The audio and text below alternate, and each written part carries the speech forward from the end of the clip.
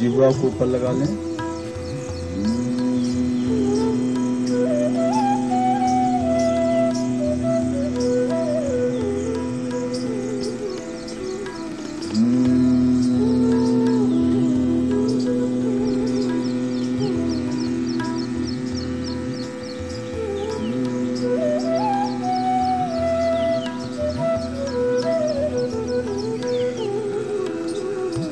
शरीर को विश्राम दें, शरीर शिथिल। 100 आसन का महत्व क्या है और नाभि केंद्र का महत्व क्या है, आज हम इस पर बात करेंगे।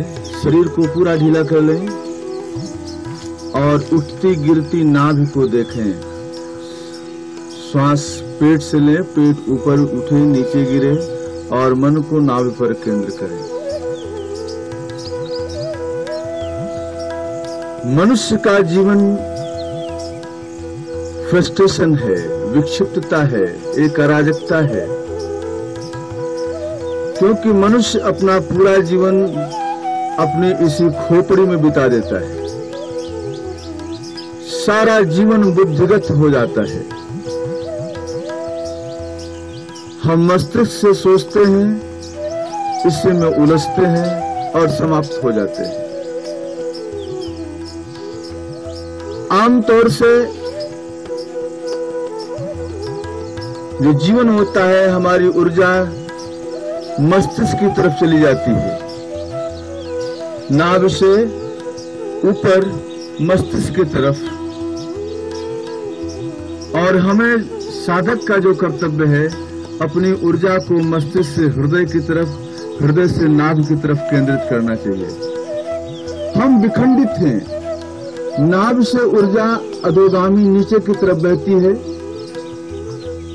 क्योंकि हमारा मस्तिष्क जितना सक्रिय होगा उतना हमारी ऊर्जा नाभि से नीचे की तरफ बहनी शुरू हो जाएगी।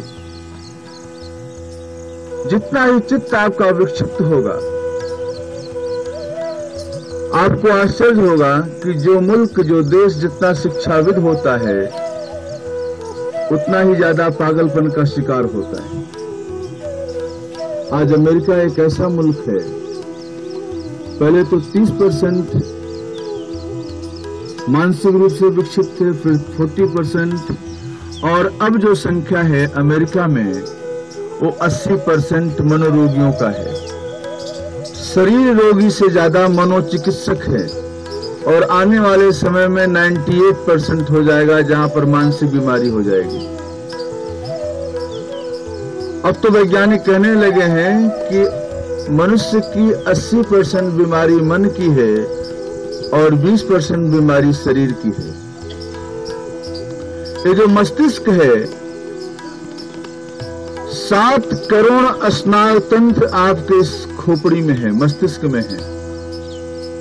अगर एक एक तंत्र को किनारे से लगाया जाए तो पूरे पृथ्वी की परिक्रमा हो जाएगी।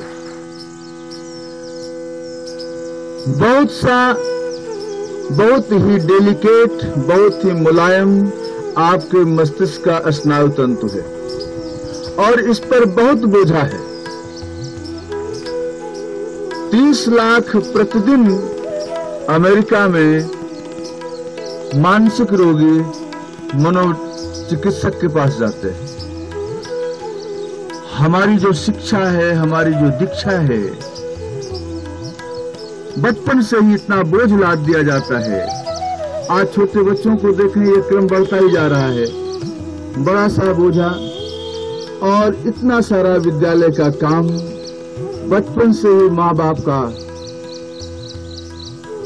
महत्वाकांक्षा, सब कुछ। और आप देखें, युवा होते होते बालक विक्षिप्त सा होने लगता है, और विक्षिप्त होने की संख्या बढ़ ही रही है। तमाम नशाखोरी जो विद्यार्थियों में बढ़ रहा है, उसका मूल कारण है कि उनके मस्तिष्क पर अतिरिक्त बोझ।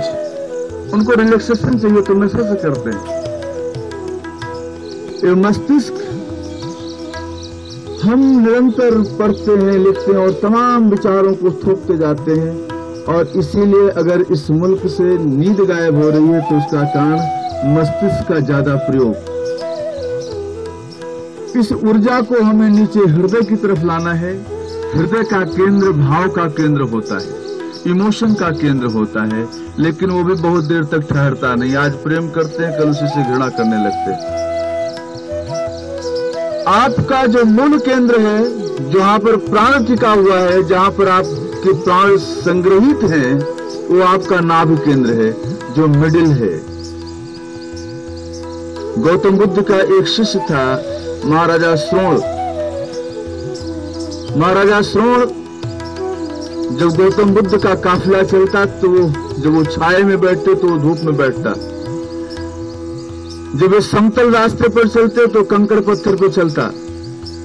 उनके शिष्यों ने कहा कि प्रभु ये क्या हो रहा है, ये तो हमेशा उल्टा चलते हैं और रथ पर जाते हैं। तो गौतम बुद्ध ने कहा कि पहले राजकुमार था और अति विलासी था, यहाँ तक कि सीढ़ी पर स्त्रियों के कंधे पर हाथ रख करके चढ़ता था, मदिरा में डूबा रहता था और ये बड़ा अच्छा वीणा वादक भी था। लेकिन आज ये दूसरी अति पर है, ये हमेशा जीवन के विपरीत पथ पर चल रहा है। महाराजा श्रोण को बुलाया गौतम बुद्ध ने। उन्होंने कहा मैं समझाने का प्रयास करता हूँ। श्रोण से कहा कि तुम तो वीणा बजाते थे, यदि वीणा के तार को कस दिया जाए तो बजेगा? श्रोण ने कहा नहीं। कहा ढीला कर दिया जाए तो? कहा नहीं। कहा मध्य में जब तार होता है तो बजता है। इसी तरह से आपके जीवन, आपका मस्तिष्क दो अतियों पर ले जाता है, या तो भोग के अति पर या तो त्याग के अति पर। हम जीवन का संतुलन खो देते हैं। जीवन का संतुलन हमारा बिगड़ा ही रहेगा, क्योंकि हमारा जो मस्तिष्क है, हम तार को कस देते हैं और जीवन का बैलेंस बिगड़ जाता है। ऊर्जा जब आपके नाभि चक्र पर आती है, जो आपका मध्य बिंदु है, नीचे स्वाधिष्ठान और मूलाधार है, ऊपर अनाहद और विशुद्ध चक्र है, आज्ञा चक्र है। मध्य बिंदु आपका जो मूल केंद्र है वो नाभि है, जहां पर शून्य की दशा होती है, और नाभि केंद्र से ही आप अपनी आत्मा तक प्रवेश कर सकते हैं। नाभि पर ही आप, जिसे द्विज कहा जाता है, आपका दूसरा जन्म होता है, आपकी शिव शक्ति का मिलन होता है। प्राणों का केंद्र, मूल केंद्र आपका नाभि चक्र है, जो 100 आसन के दौरान आप अपने नाभि को देखें तो आज नहीं कल होश पूर्वक देखेंगे तो ऊर्जा सरक करके नाभि केंद्र पर आएगी और आपका ये नाभि चक्र जगेगा। आप एक नए आध्यात्म, नए अंतस की दुनिया में प्रवेश करेंगे।